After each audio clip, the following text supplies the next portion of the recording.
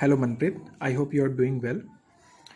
बस जैसे आपका एम है कि आपको प्लेसमेंट लेना है, ठीक है। तो प्लेसमेंट लेने के लिए ना आपको कुछ कुछ चीज़ें ना क्लियर होनी चाहिए, एकदम 110%, ठीक है। तो मैं आपको वो ब्रीफली समझा देता हूँ, जितना मैंने समझा है, जितना मेरे टीचर्स ने समझाया है एंड मैंने जो सीनियर से समझा है, कुछ यूट्यूब चैनल से समझा है, मैं सारा का सारा आपको ब्रीफली समझाने की कोशिश करता हूँ, ठीक है। देखिए, बीटेक 4 इयर्स का होता है एंड इसमें 8 सेमेस्टर्स होते हैं, ये चीज़ आपको क्लियर होगा, ठीक है। बट इसमें कुछ चीज़ें ना जो मैं भी बताऊंगा शायद वो आपको क्लियर नहीं होगा, ठीक है। First, second, third, fourth, fifth, six, seventh और ये 8th, ठीक है। टोटल 8 सेमेस्टर हो गए।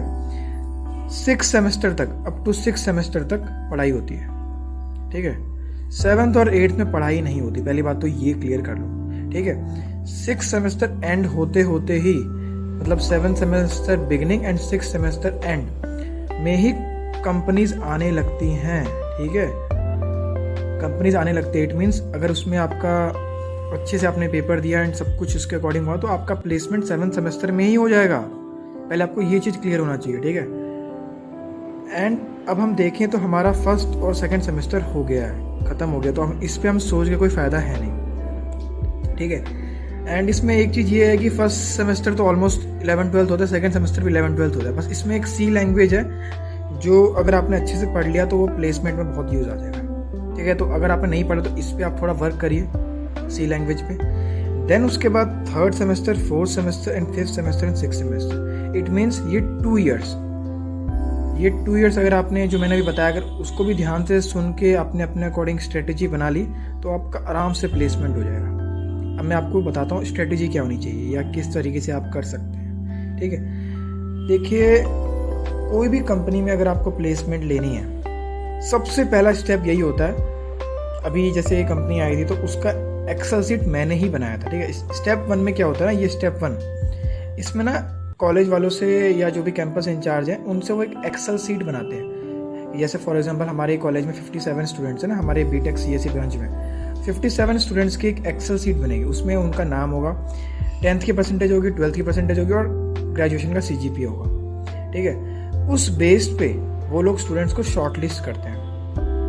देखो, तो इससे हमें समझ में क्या है, 10th का परसेंटेज एंड 12th का परसेंटेज अब तो हम चेंज कर नहीं सकते क्योंकि ये चीज़ तो हो गया है ना। हमारे हाथ में क्या है, ग्रेजुएशन का परसेंटेज। तो इसमें हमारा मेन क्या एम क्या होना चाहिए, बेस्ट से बेस्ट रखें। बेस्ट से बेस्ट मीन्स कम से कम 8.5 प्लस तो रखें तो अच्छा ही है।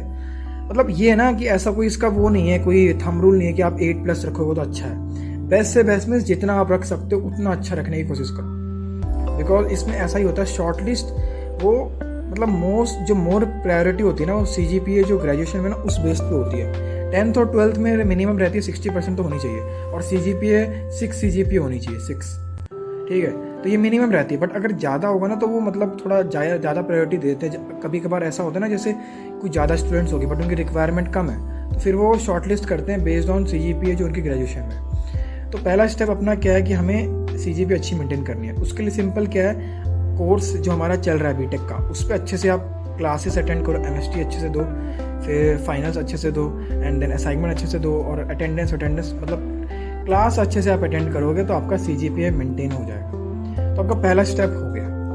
अब सेकंड स्टेप आता है कि कोई भी आप मतलब बड़े से बड़ा या छोटे से छोटा कंपनी दोगे ना, उसके बाद वो क्या है, एक एप्टीट्यूड राउंड रखती हैं या उनको कुछ लोग ऐसे भी बोलते हैं रीजनिंग राउंड, ठीक है। रीजनिंग राउंड लोग ना इसको बहुत ईजी लेके चलते हैं। जो नवदीपक सर है उन्होंने खुद मुझे ये बात बताया था पर्सनली कि स्टूडेंट्स ना सबसे बड़ी मिस्टेक यही करते हैं। वो लोग अपना बीटेक का कोर्स ही बहुत अच्छे से पढ़ लेते हैं बट जो रीजनिंग वाला पार्ट है उसको वो ईजी में लेके चले जाते हैं। तो एप्टीट्यूड और रीजनिंग वाले पार्ट को आपको अच्छे से तैयारी करनी है।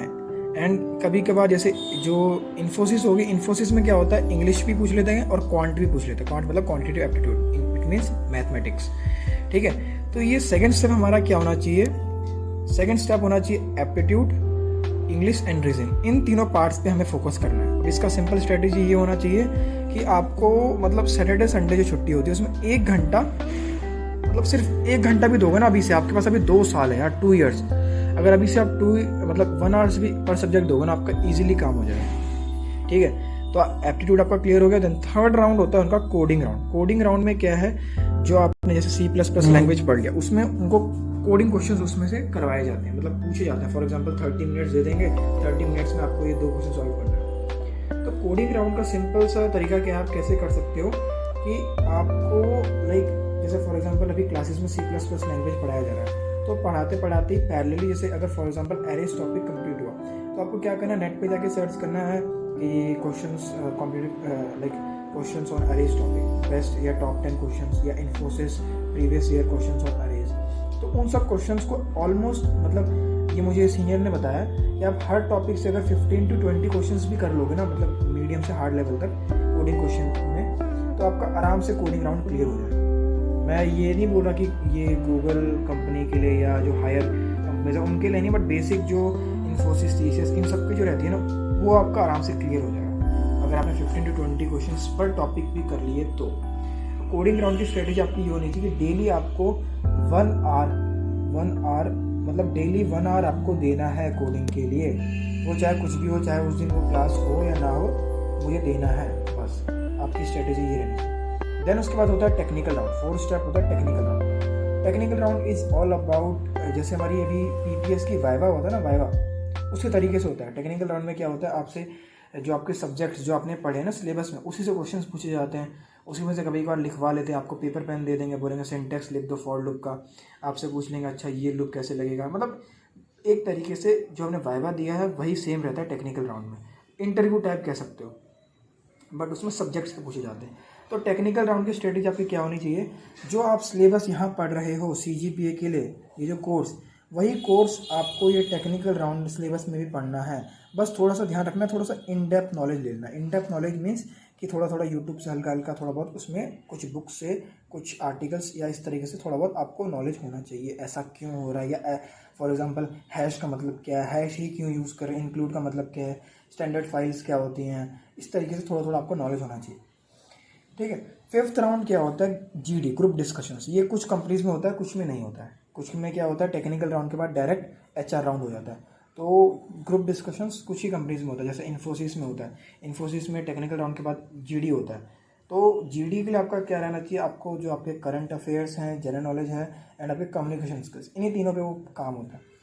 तो मेरे हिसाब से कम्युनिकेशन स्किल्स तो ऑलमोस्ट डेवलप हो ही जाता है। मेन है थोड़ा करंट अफेयर्स वाला पार्ट, तो इसके लिए आप ऐसा कर सकते हो, डेली मतलब आपकी स्ट्रेटेजी ये रहनी चाहिए कि ऑलमोस्ट डेली मतलब 30 या 15 to 20 मिनट्स या 30 मिनट्स के आसपास थोड़ा आपको पता होना चाहिए कि देश में क्या चल रहा है। उतना भी पता होगा तो काम हो जाएगा। ठीक है, आपका GK GD हो गया, 5th स्टेप हो गया।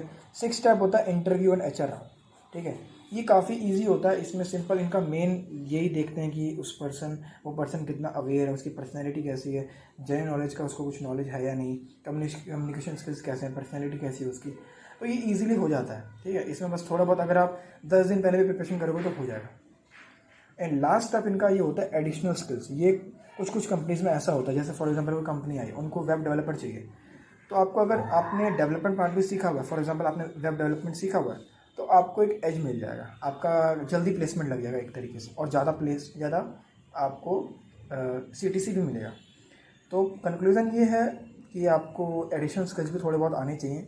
जैसे मैंने video editing, photo editing, Photoshop, different software से मैंने सीखा है। तो उसी तरीके से अगर आपको भी टाइम मिलता है तो थोड़ा टाइम निकाल के अकॉर्डिंग टू योर इंटरेस्ट उस पर आप वर्क करेंगे तो आपका ईजीली इंटरव्यू HR राउंड के बाद डायरेक्ट आपको प्लेसमेंट में लग जाएगी। सिंपल से स्टेप्स हैं, अगर आपने ये फॉलो किया तो ईजीली आपका मतलब कोई दिक्कत नहीं आएगा प्लेसमेंट में। एंड ऐसा नहीं है सारा कुछ मैं बोल रहा हूँ, ये सारे के सारे जितना मैंने अभी तक सीखा है, समझा है, जितने मैंने सीनियर से बातचीत करी है, कुछ टीचर्स ने जो मुझे बताया, बस उन सब का एक कंक्लूजन है। तो अगर आप ये फॉलो करेंगे डेफिनेटली आपको यूज़फुल होगा। मैं एक बार शॉर्ट में समझा देता हूँ। CGPA फर्स्ट स्टेप रहता है। ठीक है, तो CGPA के लिए सिंपल आप कोर्स पढ़ोगे, काम हो जाएगा। एप्टीट्यूड के लिए आपको प्रैक्टिस करनी पड़ेगी, सैटरडे संडे 1 घंटे दो, काम हो जाएगा। कोडिंग राउंड के लिए डेली 1 आवर देना, काम खत्म हो जाएगा। पर टॉपिक 15 to 20 क्वेश्चन आपने एटलीस्ट सॉल्व किए होने चाहिए। टेक्निकल राउंड में आपको जो आपने सिलेबस का पढ़ा है वो तो चलेगा ही चलेगा, थोड़ा बहुत आपको इन डेप्थ नॉलेज होना चाहिए, ऐसा ही क्यों हो रहा है। ठीक है, ग्रुप डिस्कशन में थोड़ा बहुत आपको जनरल नॉलेज का नॉलेज होना चाहिए, पता होना चाहिए, वो थोड़ा बहुत आप न्यूज़ थोड़ा बहुत देख लिया करो, और आपका पब्लिक स्पीकिंग या कम्युनिकेशन स्किल्स वो आपका डेवलप हो जाएगा, कोई दिक्कत वाली बात नहीं। फिर आपका इंटरव्यू राउंड होता है, वो भी इजी होता है, उसमें कोई दिक्कत वाली बात नहीं है। थोड़ा बहुत आप जैसे मिरर लेके थोड़ी बहुत प्रैक्टिस कर सकते हो, अगर आपको इंग्लिश में या लाइक फ्लुएंटली आप नहीं बोल पाते हो तो प्रैक्टिस कर सकते हो। एंड एडिशनल स्किल्स अगर आपके पास होगा तो आपको एक्स्ट्रा एज ज़रूर मिलेगा, ठीक है, ये सबसे इम्पोर्टेंट बात है। तो आई होप इस वीडियो से क्लियर हो जाएगा आपके सारे कुछ डाउट्स जो हैं। एंड अगर कोई डाउट्स है तो प्लीज़ बताइएगा, I will be very happy to take your doubts and solve your doubts. Have a good day.